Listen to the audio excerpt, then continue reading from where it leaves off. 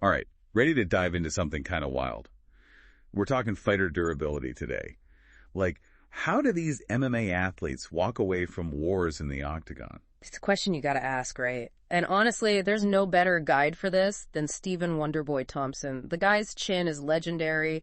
Andy, he fights with this lightning-fast karate style.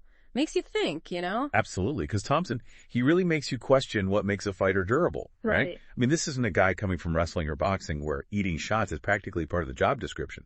Traditional karate, that's his jam, and some folks, they had their doubts about that in the early MMA days. Oh, for sure. But look at him, decades into his career, still at the top. So what's the deal? Is it all about genetics, being born with a jaw of steel? Well, Thompson's talked about that, actually. He's mentioned this thing about the human chin and how getting knocked out, it's not always about the raw power behind a punch. Yeah. A lot of it comes down to the precision, finding those weak points on the jaw. That's where it gets really interesting, the science behind it. Genetics, sure, they play a part. Some guys are just built different. Their bone structure can handle more. Right, like Mark Hunt, Yoel Romero, those guys. Their heads are practically weapons themselves. Exactly. And a bigger head, believe it or not, it can actually help distribute the force of an impact, like having built-in padding, essentially. Okay, that makes sense. But even with good genes, Thompson's a big believer in good old-fashioned conditioning. He's got this story about his dad, who was his coach too. All right, this is where that karate background really comes into play. Thompson's dad, he was all about gradually increasing the force they'd use on their shins during training.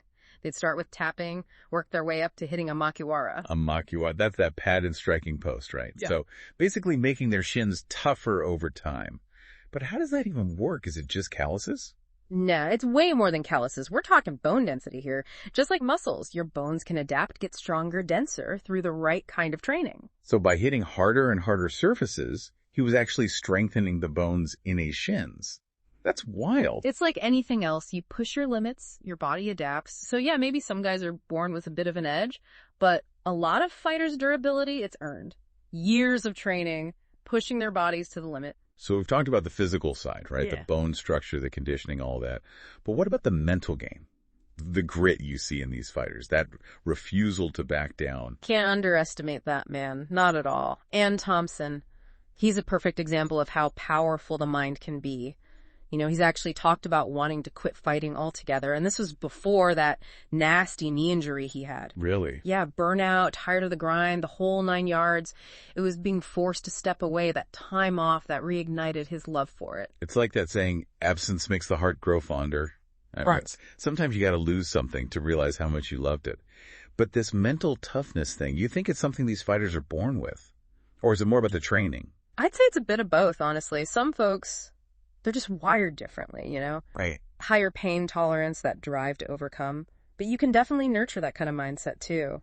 Look at those hardcore training camps, places like AKA. They breed that culture, pushing limits, embracing the suck. It's like they're forging mental toughness right alongside physical strength. Speaking of which, remember that story Thompson tells about sparring with Chris Weidman? Back when Weidman was champ? Oh, yeah. How can I forget? He basically said Weidman was relentless, just coming at him nonstop. And his only goal was to survive the session. Sounds about right, knowing Weidman. But that's what I'm talking about, that never give up attitude. It's practically a superpower for these guys. Helps them push through those brutal fights, bounce back from setbacks, keep going when their body's screaming at them to stop. Like a hidden reserve of energy, but it's all willpower.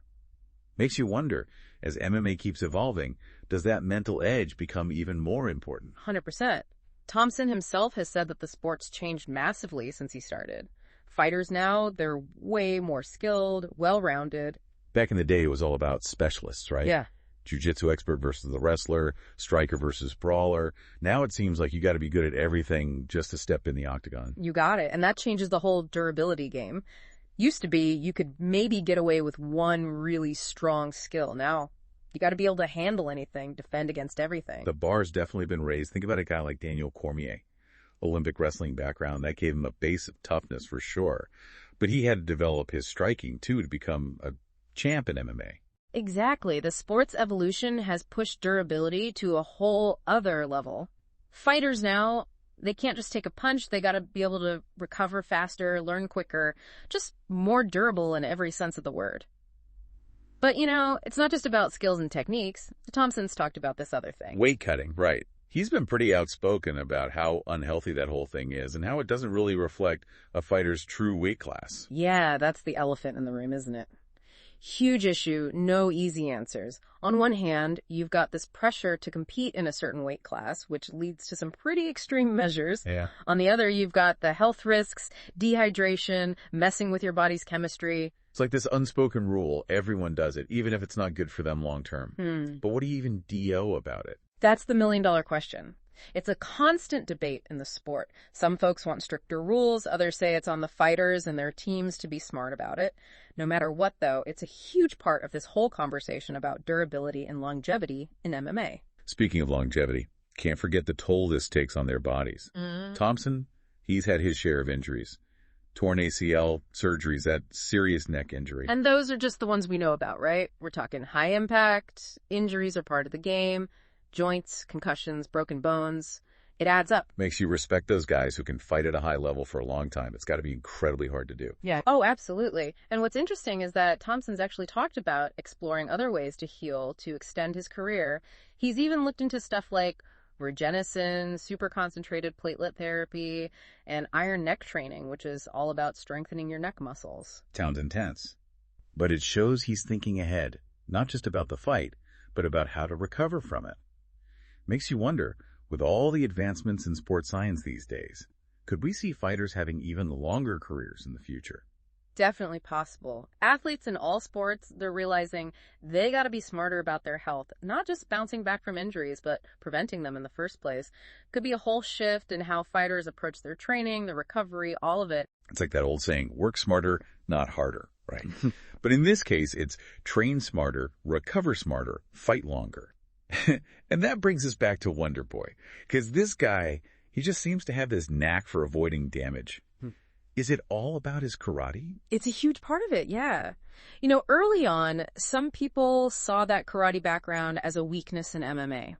Turns out, it's one of his biggest strengths when it comes to durability. Think about it. Movement, distance control, counter-striking.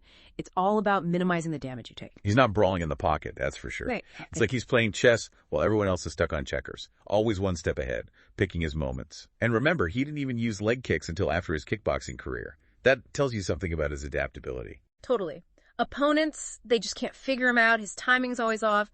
That unusual stance, the way he relies on counters, how he controls the distance, it's really hard to land a clean shot on the guy. And even when he does get hit, he kind of rolls with it. Yeah. Minimizes the impact. It's almost like he's part ninja, part physicist, deflecting all that force. Well, he's not magic, but I get what you're saying. It's about mastery, years of training. Thompson understands distance, timing, angles, force. He's not just reacting, he's anticipating, using his opponent's energy against them. So it's not just about being tough, it's about being smart about it. Strategic toughness.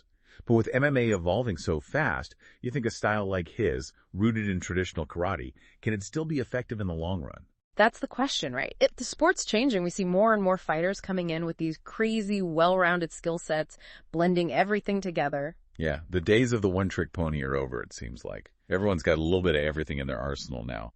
So, where does that leave a guy like Thompson? That's what's so exciting. He's a master of his craft, but he's also evolving, adapting to stay ahead of the game. Will his karate be enough to keep dominating? We'll have to watch and find out. I like it. So to wrap things up, I think we've learned a lot today about what makes these fighters tick, how they can endure those wars in the octagon. It's not just about being tough. It's about training smart, playing a mental game, and finding a style that works for you. And I think Stephen Wonderboy Thompson, he embodies all of that. He's a testament to the power of dedication, intelligence, and a little bit of toughness sprinkled in. He's an inspiration, that's for sure. Absolutely. Next time you see Wonderboy step in that octagon, remember, you're not just watching a fight. You're seeing durability in action, adaptability, the heart of a true martial artist. And that, my friends, is what makes MMA so captivating.